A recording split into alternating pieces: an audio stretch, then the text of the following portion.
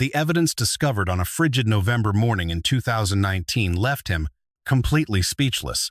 Later in court, even the most battle-hardened investigators looked away when the forensic evidence flashed across the monitors. The community of Bellingham, a tranquil Washington suburb, will forever be haunted by the memory of a toddler with wide brown eyes and round spectacles. We are dissecting the investigative file of Hazel Journey Holman to analyze systemic failures and demand public accountability. This narrative serves as a grim autopsy of how a safety net designed for the innocent can fail.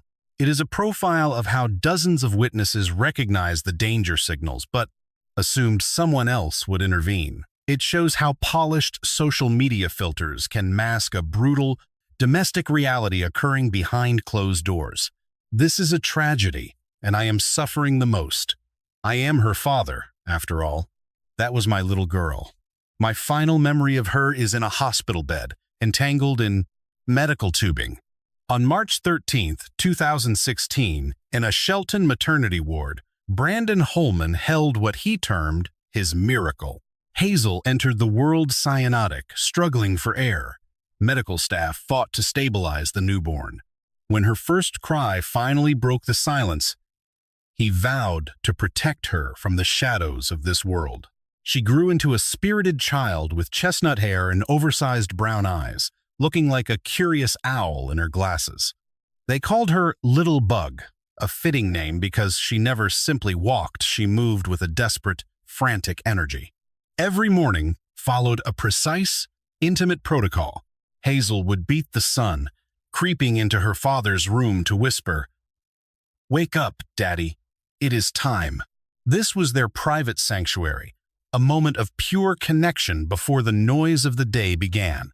In the kitchen, she insisted on chicken nuggets for her morning meal, meticulously drowning each piece in ketchup. The child possessed a profound, almost surgical ability to read the emotions of others. If she detected a hint of sorrow, she would climb into a lap and hum a soft, comforting melody. Her grandmother, Tammy, would later testify that this deep sense of empathy was what truly set Hazel apart. She was an inclusive leader among her peers, ensuring that no child was ever left standing alone. She spent hours in the yard, conducting a toddler's investigation of flora and local insects, collecting tributes for her grandmother, vibrant leaves, smooth stones, and the occasional earthworm. She spoke of becoming a surgeon for stray animals or a princess ruling over a kingdom of ice. Hazel's existence was compromised from the start by the volatile and unstable nature of her home environment. Her mother, Medora, was a mere 17 years old when she entered motherhood. Brandon was 26. Both were plagued by chemical dependency and an inability to provide a secure harbor. Brandon's history was marred by a criminal record involving public disturbances and various property-related offenses. Despite his claims of love, his world was chaotic. On November 2, 2017, a pivotal event altered Hazel's trajectory. A violent domestic dispute broke out between Brandon and Medora at their Queen Street residence. The situation intensified until local units arrived, responding to a call from concerned family members. Brandon barricaded the door, refusing to release Medora. After a grueling standoff, he was arrested for domestic violence. Little Hazel, a silent witness to the entire ordeal, was moved into the temporary custody of the state. The girl was eventually placed with her paternal grandparents, Tammy and Dale Mortons, over in Olympia. According to family accounts, social services presented a non-negotiable ultimatum. They had to grant the department total jurisdiction over any future decisions regarding Hazel's return to her parents. Failure to sign meant the granddaughter would not be leaving with them that day. Hazel arrived as a medical liability, decaying teeth, neglected health, and night terrors that suggested a fractured psyche. Tammy and Dale spent endless nights anchoring the trembling infant, navigating a gauntlet of specialists to provide the first stability she'd ever known. During 21 months, Hazel surfaced from the shadows. She finally embodied the healthy child neglect had nearly stolen from her. Across the divide, Her biological parents faced a checklist of state-mandated milestones for reunification. The protocol required substance abuse intervention and psychological profiling. However, Medora faltered early, failing to meet basic criteria. Her participation evaporated after 7 days. She ghosted scheduled visitations and disconnected from the process entirely. Even with state-funded transport, she remained absent, eventually drifting to Iowa in late 2018 and severing remaining contact. Brandon followed a different trajectory, showing a sudden, calculated interest in reclaiming his parental rights. This shift coincided with the arrival of Cammy Dixon, a new partner who became the primary strategist in his legal battle. Dixon underwent scrutiny despite a criminal record involving property crimes and procedural defiance. Evaluators ordered her into rehabilitation and stable employment as a prerequisite for her involvement. Once she checked those boxes, the state granted her access, allowing her to shadow Brandon during his time with Hazel. By December 2018, the case moved toward permanency, with the system weighing Brandon's potential as a guardian. On paper, he was the ideal candidate: gainful employment, a private residence, and a clean record with his parole officer. A home inspection in February 2019 cleared the way for expanded visitation, including unsupervised weekend stays. To maintain a veneer of independence, Cammy kept a separate lease, though she was effectively embedded in Brandon's household. The transition peaked on June 19, 2019, when the court sanctioned a trial reunification. After nearly 2 years of safety with her grandparents, Hazel was handed back to the father who once lost her. That very afternoon, the digital narrative began. Cammy posted a curated vision of Hazel's bedroom, a pink and gold sanctuary filled with Disney imagery, marketed as a dream. The weeks that followed featured a steady stream of domestic bliss on social media. Images showed a smiling Hazel in elaborate outfits, while Brandon worked 60-hour weeks at a distant job site. This left a significant intelligence gap. With Brandon away, the child's entire world was governed by Cammy. The official file reflected a success story: a stable home, a dedicated stepmother, and a child in a secure environment. Mandatory bi-monthly check-ins by social services yielded only routine, unremarkable observations. The fridge was full, the floors were swept. Yet beneath the sterile surface, the first fractures were appearing. It took less than 8 weeks for the first signs of physical trauma to manifest. On August 3rd, during a weekend with relatives, family identified suspicious, deep-set bruising on the girl's forearms. They documented the injuries and alerted authorities, only to be met with a bureaucratic shrug and a future visit. The girl was returned to the residence, and the clock began ticking toward an avoidable catastrophe. A witness named Autumn observed a chilling interaction that forced her to intervene on the spot. Despite her gut instinct, she second-guessed the severity, unsure if it crossed the threshold for a formal report. It wasn't an overt strike, but Cammy's psychological volatility was unmistakable.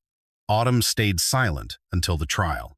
By September, the light in Hazel had gone out. The vibrant toddler had retreated into a shell of silence. Teachers flagged the change, but the report was lost in the shuffle of a rotating caseload. No one connected dots. Simultaneously, Hazel began disappearing from daycare, her absences excused by a revolving door of minor illnesses. Strangely, Cammy's biological son never missed a day, a red flag that the system failed to investigate. In late September, Brandon offhandedly mentioned a kitchen accident involving a hot stove, admitting they bypassed medical treatment. Their excuse was a supposed lack of legal guardianship papers, a claim that went unchallenged by the caseworker. The narrative was thin, yet the system failed to trigger an emergency response. When a physician finally examined the girl on October 3rd, the clinical findings were severe enough to demand a specialist. Immediately, despite the hospital's high-priority alert to protective services, the bureaucracy didn't blink. Instead of an elite intervention team, The case remained with an overworked staffer drowning in 24 other files. By October 15th, Hazel was back in the emergency room with an eye injury, which Brandon dismissed as makeup play. Medical examiners immediately flagged the injuries. The trauma profile simply didn't align with the reported incident. 24 hours later, social services confirmed that hazardous materials were secured. A routine box-ticking exercise. Notes were filed, but the critical inquiry was ignored. Why was a 3-year-old exposed to toxins twice in 14 days? On November 13th, the father reported the child's hair loss. He dismissed it as a symptom of minor stress. It was a textbook sign of prolonged psychological trauma, yet the caseworker just recorded his statement and moved on. Over months, the department ignored dozens of red flags, family warnings, teacher concerns, and medical reports of systemic abuse. Each alert was processed as an isolated event. No one was connecting the dots into a single, lethal picture. Interagency communication was non-existent. Data died in bureaucracy while high staff turnover buried the truth in paperwork. The primary caregiver, Cammy, evaded any real scrutiny. Her disciplinary tactics remained unvetted and completely unobserved. Zero direct observation of the child-guardian dynamic occurred. The system satisfied quotas while the environment turned toxic. Meanwhile, in the digital realm, Dixon was meticulously crafting a curated persona of the devoted, maternal figure. Her social feed that year was a masterclass in deception. High-contrast photos of the girl in pristine pink attire, staged play sessions, and car seat dances, all wrapped in captions projecting an image of infinite, boundless affection. By September, she published a manifesto claiming no distinction between biological and stepchildren, insisting the girl was hers. The imagery depicted domestic bliss and forced family harmony, but digital forensics told a darker story. In private threads, her reactions to routine parenting hurdles were chillingly detached. She characterized a toddler's natural development as a series of calculated, personal vendettas against her authority. Behavioral analysts identify this as malignant projection, a primary indicator of an escalating physical threat toward a child. Then, October, Dixon uploaded a cheerful clip claiming the child as her own, a performance of forced domestic normalcy, total control. Paradoxically, this period coincided with the girl's patterned and unexplained absences from her local daycare center. For Halloween, she staged a production. She was the villain, the father, the henchman, the children, the victims. Within weeks, the subject would be deceased, leaving these festive images as a haunting testament to the chasm between the facade and the fact. Profilers call this masking, a deliberate social shield constructed to deflect external suspicion and investigation. Every update was a brick in the wall. The public curated identity was pulling further away from the private carnage. Caseworkers were successfully manipulated. They saw only the bleached surfaces and the forced smiles she staged for them. They lacked access to the private reality. They were blind to the violence occurring behind those closed doors. On November 27, 2019, the case reached its inevitable and terminal conclusion. It began as a routine morning following the Thanksgiving holiday. The father departed for work, leaving the target in Dixon's custody. The scheduled daycare visit was bypassed for her Bellingham apartment. At 10:30 a.m., she utilized a neighbor's phone to contact emergency dispatch. Her recorded tone was one of acute, calculated panic.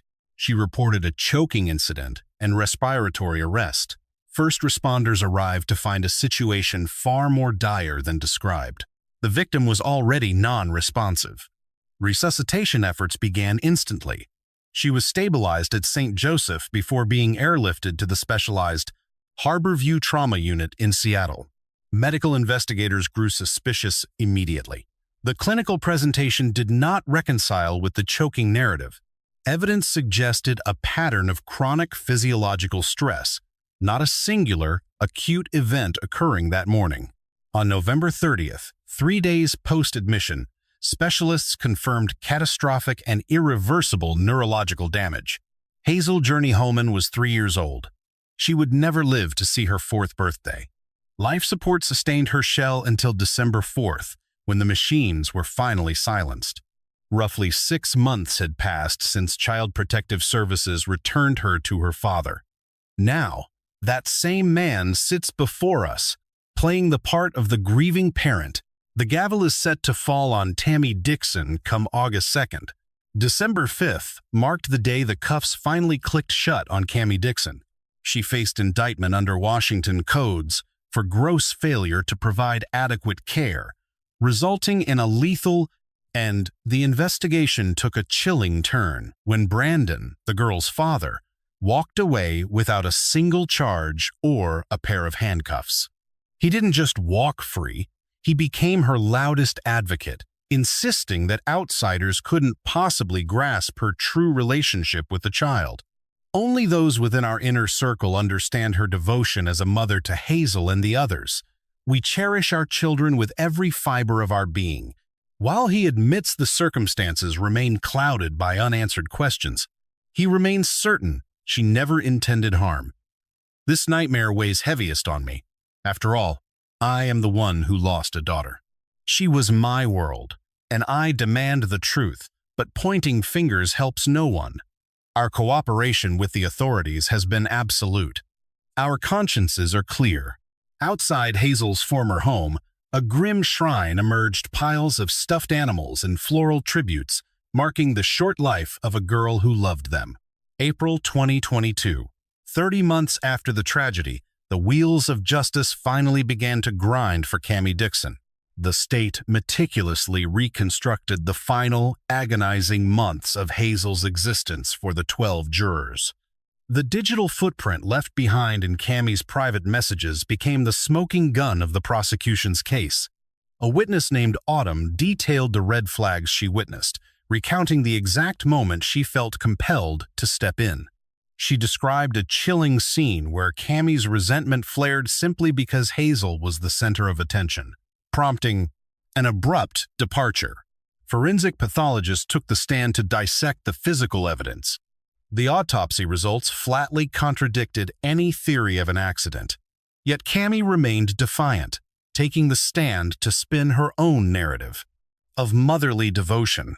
My eyes caught Hazel, and she was just collapsed there against the sofa, lifeless. How did you react then? My efforts were useless. Panic set in.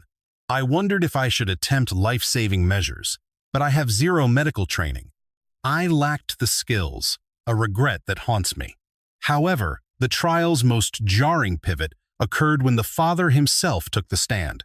Brandon wept openly as the court watched home movies of Hazel, yet he maintained a convenient ignorance regarding the domestic nightmare unfolding under his roof. I would have intervened instantly, just like I did for a minor scrape or a speck of dust in her eye. He swore he was blind to the escalating abuse, insisting that Cammy's love for his daughter was unparalleled. A collective wave of disbelief washed over Hazel's biological family as they listened to his testimony from the gallery. This father shielded the very suspect charged with his child's death. During the final stretch, the prosecution dismantled the defense's house of cards, itemizing every unfortunate coincidence they expected the jury to swallow. The panel was left to weigh the probability of back-to-back accidents against the reality. Hazel never once saw a doctor for her injuries. June 28th. A partial verdict was reached, but the jury remained hopelessly split on the secondary count. 2 days later, the tension in the room snapped as the final decision was read. Guilty. The court convicted Cammy Dixon on the primary counts, while the deadlock charge was set aside for the time being. August 2nd saw the hammer fall. 34 years in a state facility, followed by 3 years of supervised release. After a grueling 3-month investigation into the facts, the jury spent less than 48 hours deliberating since their Monday reconvening. The court felt the gravity of the case warranted additional time for the jurors to reach a consensus. As the final word of the judgment echoed through the chamber, the air grew heavy with a deafening, hollow silence. In the wake of the tragedy, Ashley Bartell, Hazel's aunt, morphed her grief into activism, taking her demands for justice to the state capitol. Her ultimatum was clear. The machinery of child safety was broken and required an overhaul. Washington finally listened. The state authorized a surge of new investigators and enacted legislation requiring background checks for every adult present in a home with a minor, stripping away the anonymity of unofficial caregivers. New interdepartmental protocols were operationalized to bridge the intelligence gaps. Hazel's file is now mandatory training for operatives, proving no anomaly can be dismissed. Each March 13th, the family reconvenes to honor her with photographs and a Moana-themed cake. They recall her baby shark obsession and how she marked her world with stickers. Post-incident reforms have fortified safety nets for thousands in Washington. Where do you stand? If a subject shows sudden withdrawal or fear, do not bank on a third-party reporting. A single timely alert redirects a life's trajectory. Disregard the curated facade of social media. Grimmer realities often lurk behind a polished lens. You must speak for the effectively silenced. Hazel Journey Holman has passed, but her profile remains the catalyst for structural reform. This remains the ultimate legacy a small soul with an expansive heart could ever leave. 2 decades on, the force in Bellingham usually provides a detective with a grim library of human misery. It became a clinical routine until the mask slipped. Brandon Holman wept while scrolling through digital remnants of Hazel.